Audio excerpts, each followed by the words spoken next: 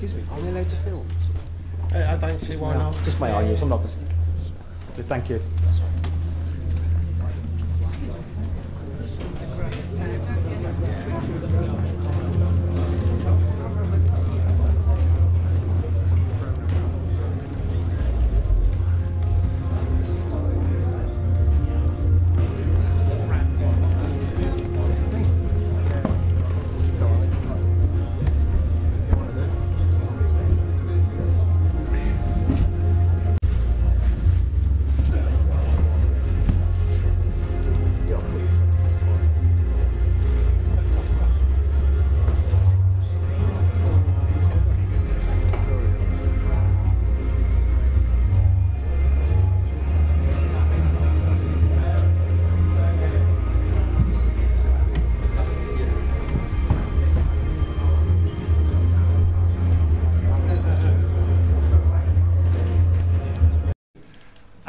Thank you very much for joining us this evening for this, our celebration of Roland's 40th anniversary. And we're here this evening to look at some of the iconic synths that Roland have had over the last 40 years, to look at the story behind some of those synths, how they came to be, how they affected the development of the synthesizer as a whole, and also the impact some of these instruments had on certain musical genres. How many synth players are here? Show of hands. Good. Right. How many production guys are here? Don't play synths, but you're into... Okay, there's a few. That's great.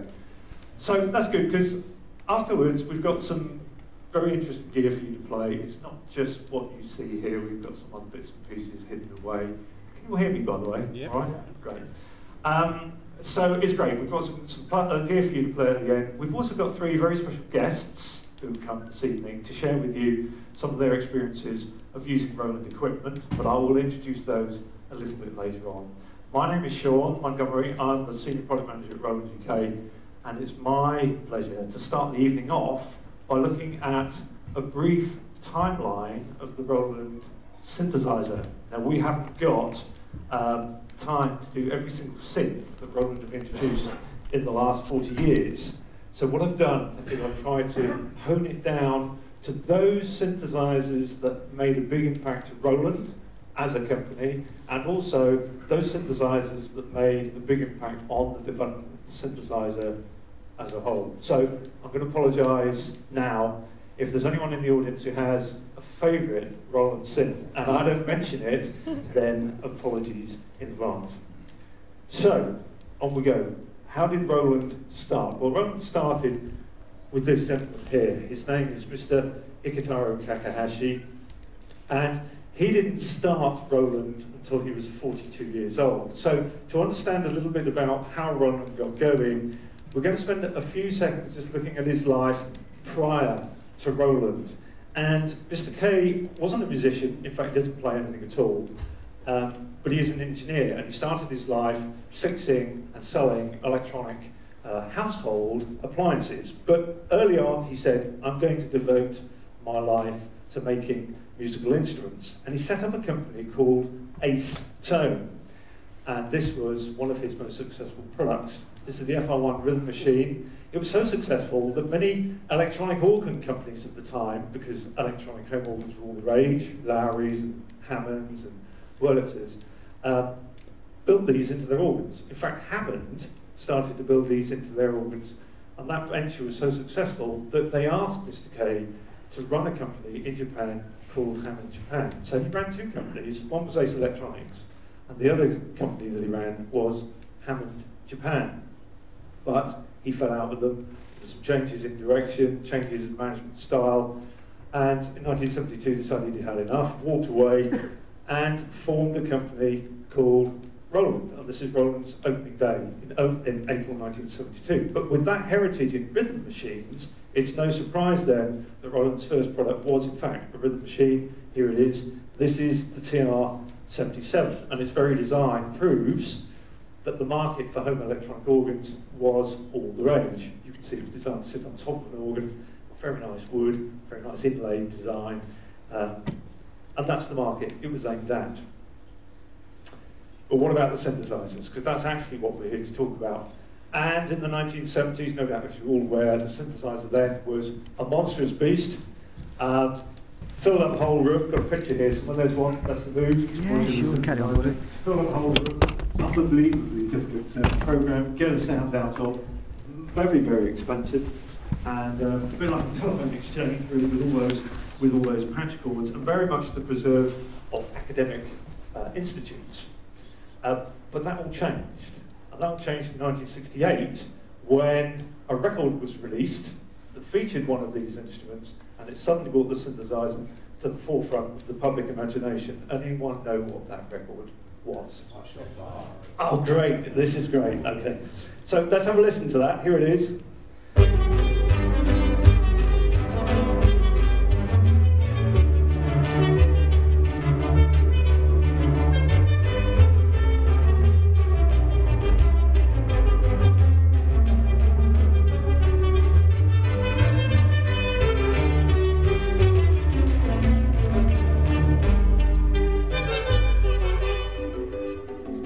Good actually, even though it's 40 odd years.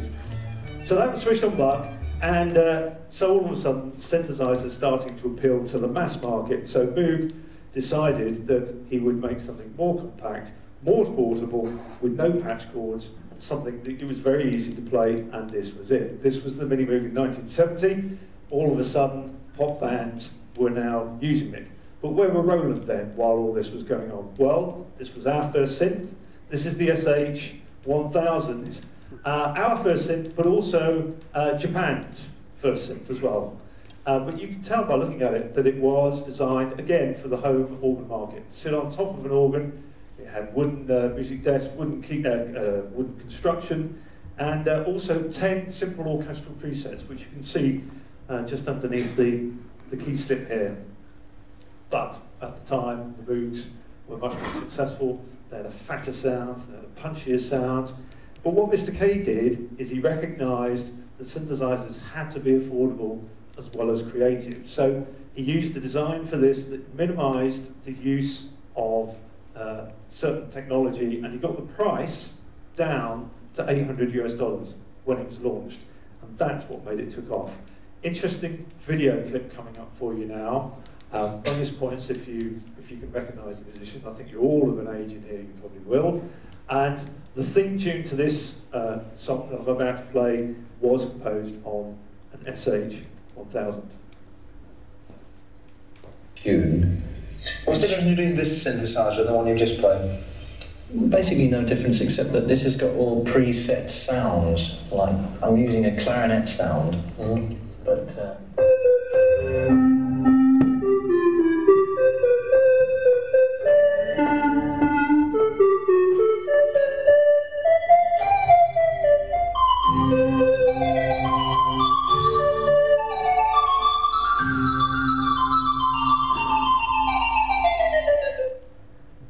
and the musician was? Michael. And Simon Grew, yes, absolutely. That's my vintage, that is. Okay, so despite the success then of these new compact synthesizers, of course modular synths still had a place, and in 1976, not wanting to miss out on the action, Roland introduced the System 700, which was Japan's only modular synth. That cost an arm and a leg, I think £10,000 at the time, and suddenly put Roland up there with the big boys, the Moogs, who were making the modular synths. Didn't sell many back then, but the artists that took it up were very famous and continue to be famous as they took that up. And one of those artists in particular is here tonight, and if we're lucky, we might even get a bit of a demonstration on the System 700. Well, this is the lab version, but the product technology is the same. So although the Mini Moog and the SH-1000 then appealed to musicians because they no longer had to contend with all the patch leads and all the chords and all that kind of stuff, there was still something missing, and that was, of course, that the synths so far were monophonic, so you could only play one note. So technology was advancing, and polyphony was coming in, which means you could play more than one note. And this was Roland's first polyphonic synth. This is the Jupiter 4, which was introduced in 1978. Again, you can see that it was designed for the home market. sit on an organ, wooden cheek ends, and at the time didn't do so well because it went head to head with the sequential circuits Prophet 5, which was a proper synthesizer, looked like a synthesizer, and sounded like a synthesizer.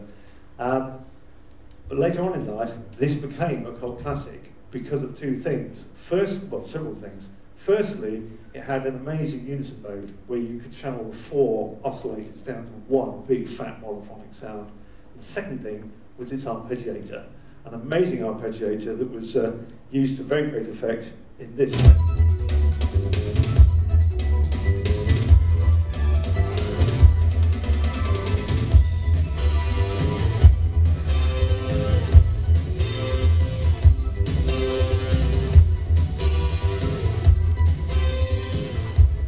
So that arpeggiated riff, Brio Dran was played on a Jupiter 4. So, see how much geeks you really are. What's next? What's the next product? Well, right, depending on your point of view, because there's 2 products coming up that can't talk about really because they're not synths. But I get shot if I didn't at least show you a picture. So what are those 2 products? This one. Not the TRC. So you're right on one of them. The first one was this. And at the time, just an ordinary drum machine, nothing special at all, but much later on in life when you could pick them up for pence, they defined a whole brand new era of music, and that was house music. And the second one was the TB303. Again, at the time, sounded pretty ropey. It was designed to be a bass guitarist, a substitute for a bass guitarist. It didn't sound anything like a bass guitarist, consigned to the dustbin of history, but then were very cheap and they became the backbone of acid house. So 2 musical genres that wouldn't really exist without those 2 products. But neither of them are synths, so we can't spend too much time on them. The next product then was...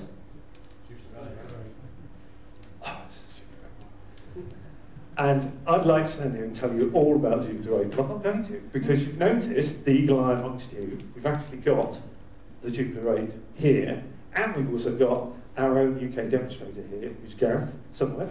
So I'm not going to say anything and ask you to welcome Gareth, who's going to play it for you. Hi, thanks. Sorry if I got my back to some of you. Basically, as Sean said, in 1978 we had the Jupiter 4 with 4 notes of polyphony. But in 1981, history really was made with the Jupiter 8. This was the first professional performance synthesizer, and it was groundbreaking technology. It had new things on it that you just basically didn't have on any other keyboard. It was 8 notes of polyphony, 64 preset sounds, and basically all the sounds were running over 16 oscillators. Give you an idea of some of the sounds. It was very famous for its fat basses, for instance. I can't actually see the screen. I'm just going to come on to... cool, thanks. So we're in single mode.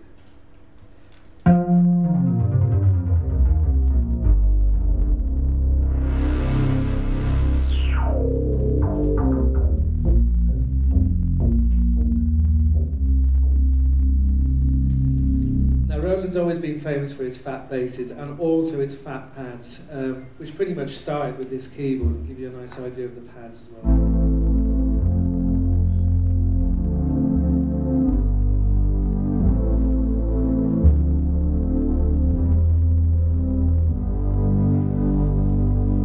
Also brass sounds and especially solo sounds.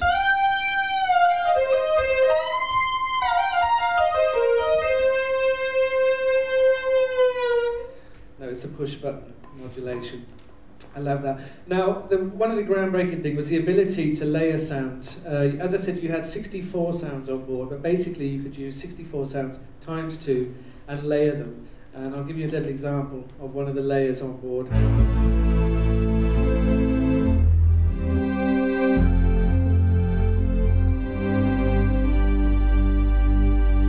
Sometimes you do lose a little bit of polyphony because you're running more than one oscillator at a time.